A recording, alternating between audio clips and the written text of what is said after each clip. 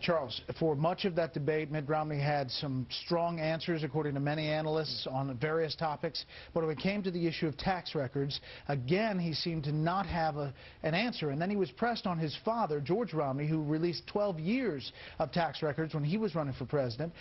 Today, Mitt Romney went on Laura Ingram's radio show. What he did in 1967 is very different than what's going to happen today. So.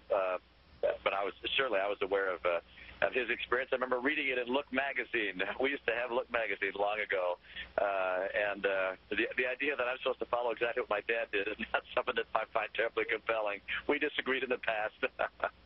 So in other words, the fact that he released all these tax returns doesn't mean you have to release them. Yeah, I admire my dad, but we don't do exactly things in the same way. But as I've indicated, I'm going to release my tax returns, and we'll do it when I am able to get the tax return for this year completed, and like to release them all at one time.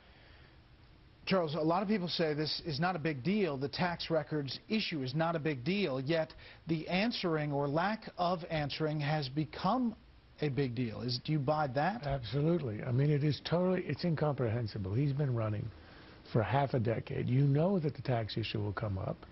You should have some answer. He had no answer in your debate on Monday on anything. He sort of wandered around. And then you'd think, okay, by Thursday, he's got an answer. Well, he had an answer on will you release? Yes, April. But he had no answer on how many years, as if that's a question that was unimaginable. And now he still doesn't have an answer. The meandering around about Look magazine, and Dad and I didn't agree on everything.